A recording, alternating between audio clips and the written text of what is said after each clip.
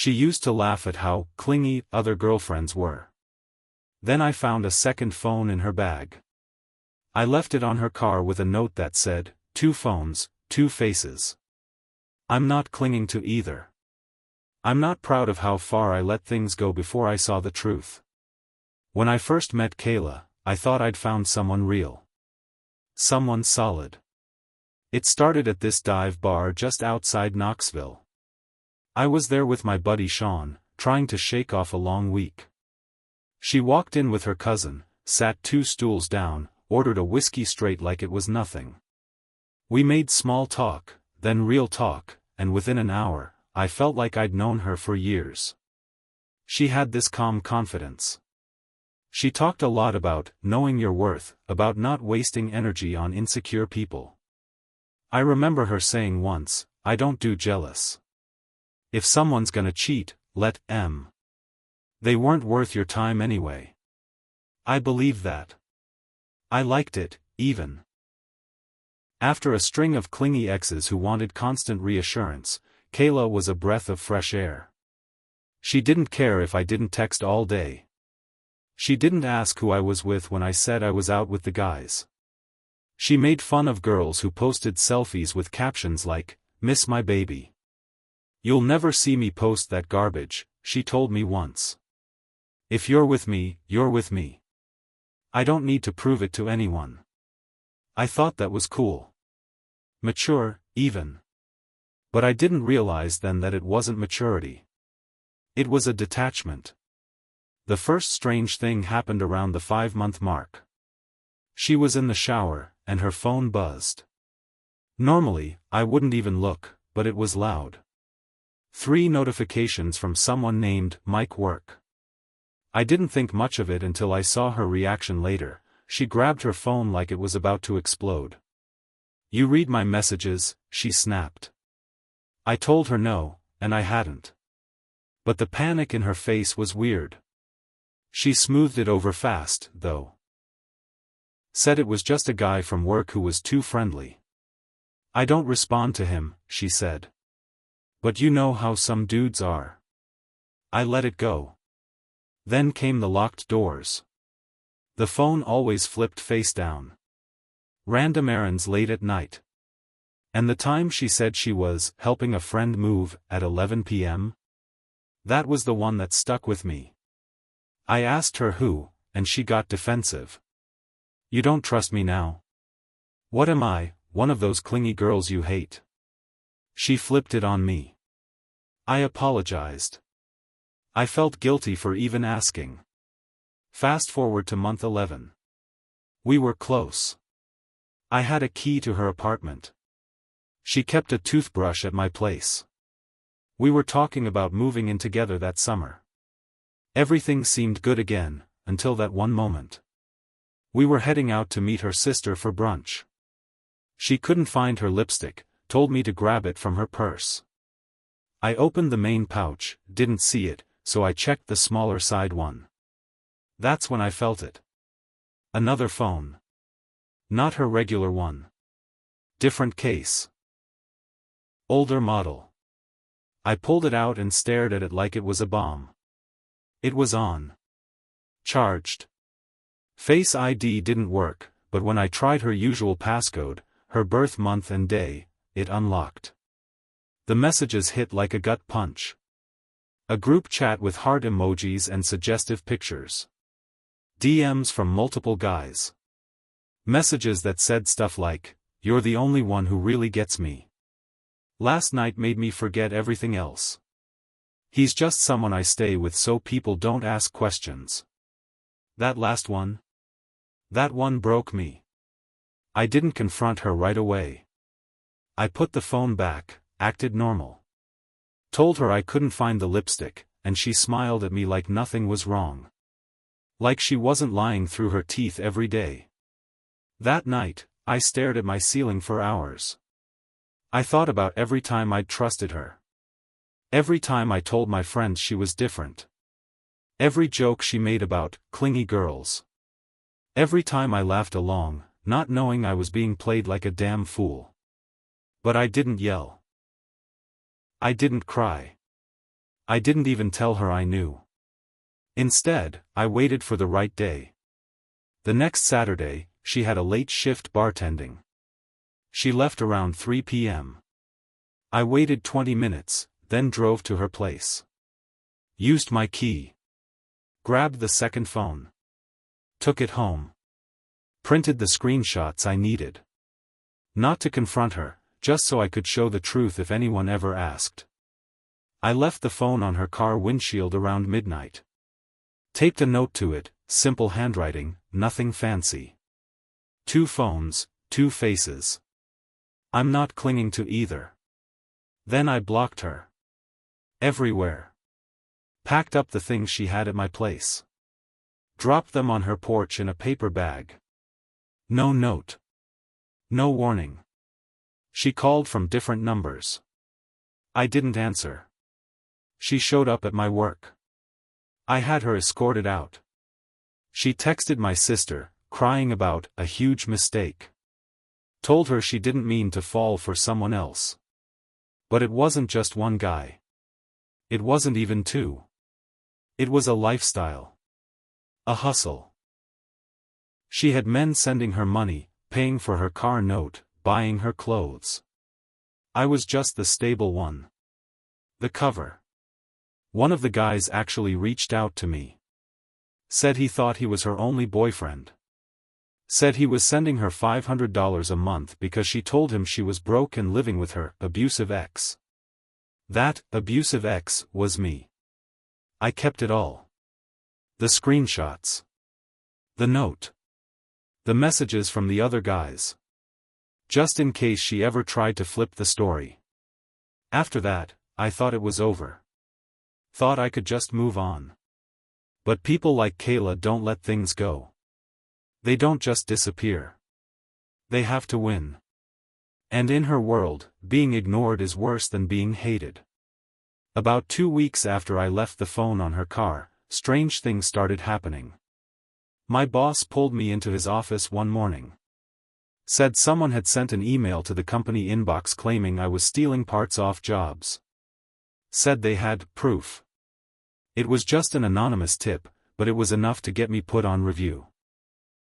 I had to shadow with another guy on all my jobs for 2 weeks while they checked inventory logs. They found nothing. Because there was nothing. But the damage was done. People at work were talking. My name was in every whisper. One of the guys I was close with even asked me, "Man, did you really take that stuff? Or is someone just out to get you?" That's when I knew, she wasn't done. A few nights later, I was out with Sean at our usual bar, the same one where I met her. The bartender, a guy named Mark, leaned over the counter and said, "Hey, your girl came in last night." I froze. My ex? He nodded. She was asking about you. Drunk. Loud. Told a bunch of people you cheated on her. Said you were violent. That you hit her. My heart dropped. I felt sick. She was trying to flip the script. I didn't say anything to her. I just started documenting everything. Screenshots of the original texts from her second phone. Notes of every weird incident. When I got a flat tire 2 days later and found a nail placed right behind the tread, centered perfectly, I took a picture. Sean said, "She's trying to mess with your head." I knew it. But what could I do? She hadn't broken any laws. Not really. And the worst part? Some of our mutual friends were starting to believe her. Especially the ones who never liked me that much to begin with. She was good at lying. Always had been. And when you cry enough, some people will believe anything. I started seeing posts online. Vague ones. Crazy how some men pretend to be sweet but turn out to be monsters. Don't stay quiet, ladies. Abusers thrive in silence. People were liking it. Commenting with hearts and prayers. Then I got a message from her sister, the one I was supposed to have brunch with that day I found the second phone. She said, "I don't know what happened, but Kayla's not well. She's spiraling. Maybe just talk to her. She keeps saying she made a mistake. I didn't reply. A few days later, I came home to find a letter in my mailbox. No envelope. Just folded paper. You said you weren't clinging to either. But you forgot I always land on my feet. You'll lose everyone before this is done. No name. No return address. But I knew who it was from. I could have gone to the cops. But again, there was nothing solid. No direct threats. Just enough to make my life miserable. Enough to make me question myself every time something went wrong. That's when I started planning again. If she wanted war, I wasn't going to sit and take it. But I wasn't going to fight her with lies. I was going to use the truth. Every twisted piece of it. I started digging. I reached out to the other guy who messaged me, Ryan. He was from Chattanooga. Sent me screenshots of her begging for money, calling me a manipulative narcissist, and saying I forced her to stay with me. He agreed to help me. Said he was done being played. Then another guy messaged me. Said he saw my name mentioned in a private Facebook group for local women. That Kayla had joined the group and told them she escaped an abusive relationship. My name was in the comments. Along with lies about me choking her. Locking her in a bathroom. Threatening to kill her. That's when I lost it. I printed every screenshot. Made a timeline. Her phone logs. Her texts. The group chat. The messages she sent to the other guys. I put it all in a Google Drive folder. Then I emailed it to the admin of that group. I didn't yell. Didn't accuse. Just the facts. Receipts. I got a reply within a day. Thank you for this. We've removed her from the group. I'm so sorry. Still, that wasn't enough. She was still walking around like she won. Still telling stories. Still playing the victim. And I wasn't done. After the Facebook group fallout, Kayla went quiet for a while. No texts. No letters. No shady messages through mutual friends. Just silence. I'd be lying if I said I wasn't waiting for the next hit. She didn't strike me as the type to quit just because she got caught. But a month passed. Then two. I started to breathe again. Thought maybe she found another guy to feed off of. Maybe she'd moved on. I started seeing someone new. Her name was Dani. She was a nurse I met through a buddy of mine. Soft-spoken, steady, nothing like Kayla. She didn't pry about my past, just told me, you don't have to explain anything. When you're ready, I'll listen. Things were going well. Slowly, but honestly. I told her little pieces of what happened, just enough for her to understand the silence in me when certain songs came on, or why I still looked over my shoulder in parking lots. Then one Sunday morning, Dani looked up from her phone and said, "Hey, do you know someone named Kayla R?" My stomach tightened. Why? She sent me a message. Weird one. Look. She showed me the screen. A Facebook message request. Hey girl. Just wanted to give you a heads up. Be careful with that guy. I was with him for a year. He lied to me, cheated, and tried to ruin my life when I finally left him. He's not who he pretends to be. I could barely breathe. It was happening again. This time, she wasn't coming after me. She was going after the people in my life. People I cared about. Dani blocked her right away, but it didn't stop there. A few days later, her car got keyed while we were at dinner. Deep, jagged lines across the passenger door. No cameras in the lot. No witnesses. But we both knew. Then came the calls. Private number. Silent on the other end. Dani got them too. We filed a report, but nothing came of it. I started thinking. I needed leverage. Something she couldn't spin, couldn't deny. Something that would stop her for good. That's when Ryan, the guy from before, sent me a video. He found it while going through his old texts with Kayla. It was her, drunk, laughing on camera. Sitting on a bed with another guy. The camera caught her saying, "He thinks I'm faithful." Poor guy. He'd probably kill himself if he knew the truth. But hey, you gotta keep the good ones fooled until they pay off the car, right? It was short, but damning. Her face clear. Her voice unmistakable. And Ryan had the full timestamp. It matched up with a weekend she told me she was visiting her mom. I saved it. Uploaded it to a backup drive. Then I made an anonymous Instagram account. Posted the video with one sentence, "Every story has two sides. Here's hers." No hashtags. No tags. Just posted and waited. It didn't go viral.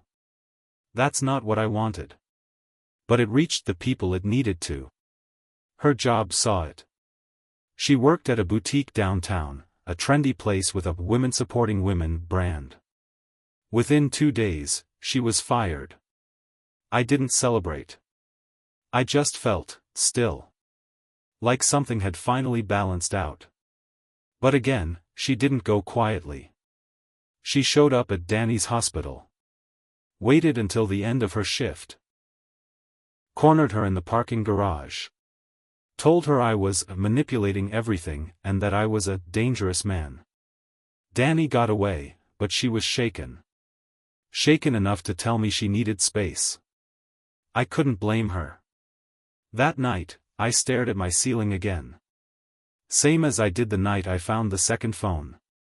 But this time, I wasn't confused. I was angry. Real angry.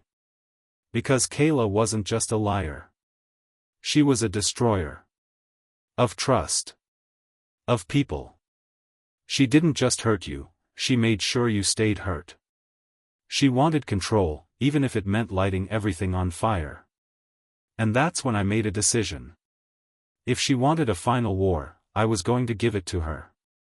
But not the way she expected. After Danny pulled away, I hit my lowest point. I wasn't sleeping. I wasn't eating much either. Just running on caffeine and anger. The thing about revenge, real revenge, is it doesn't bring peace. Not right away. It keeps you awake. Makes you rehearse conversations you'll never have. Makes you think about all the things you didn't see. But I wasn't going to crawl away and let Kayla keep walking over everyone she met. I'd already let it go too far once. I started with her past. I did deep digging. Not just old social media, real background checks, public records. I found 3 other guys from her past. One in Georgia, one in Florida, one in Ohio. Same pattern. She used them for money, played the victim when they tried to leave. One of them even had a restraining order against her. He didn't get it renewed because he moved out of state. I got in touch with each of them. Told them who I was, what she did to me, how she was still doing it. They were angry. Hurt. But more than anything, they were tired. Tired of being the only ones who knew the truth. We decided to write it all out.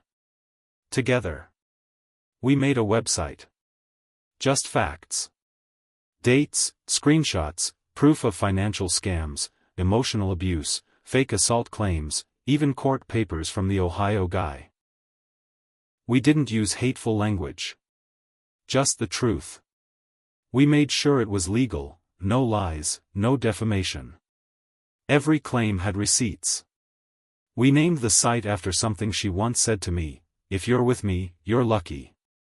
That was the site name, ifyourytheme.com. Then we emailed it to every business she'd worked for.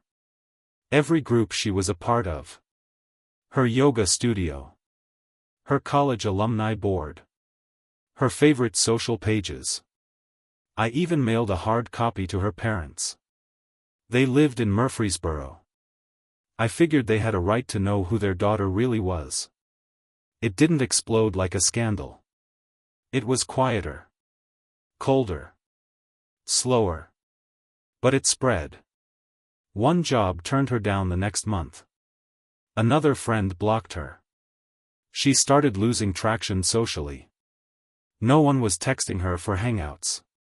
Guys who used to fall for her charm were now Googling her name first, and finding our page. But here's where I'll admit my mistake. In the middle of all that anger, I didn't check on Danny. I left her to deal with the fallout alone. I figured I had to finish what I started before going back to her. But that was stupid.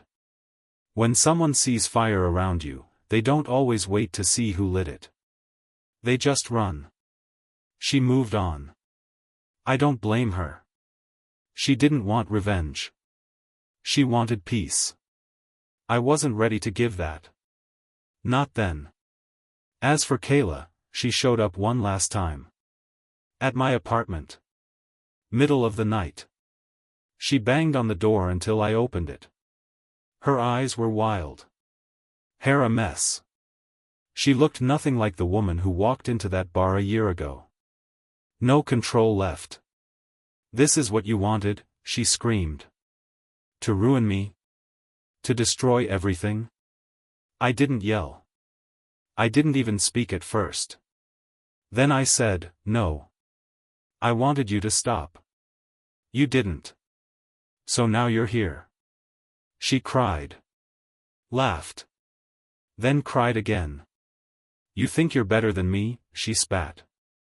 "You're just as dirty. You wanted revenge so bad, you lost everything. Even her." That hit. Because it was true. I had lost Danny. I'd lost time, sleep, parts of myself I'll never get back. But I also found something. Not peace, but clarity. "I'm not better than you," I told her. "But I'm not afraid of you anymore." She left. I haven't seen her since. But I still get messages from people she's tried to reach. She's quieter now. Probably knows there are eyes on her. And me? I'm still here. Still rebuilding. Still learning. Revenge gave me something closure never could, the end of fear. But it cost me, too. It always does. So if you're reading this, and you think someone like Kayla can't exist, trust me. They can. And they do. And when they fall, they don't fall alone. Not if you do it right.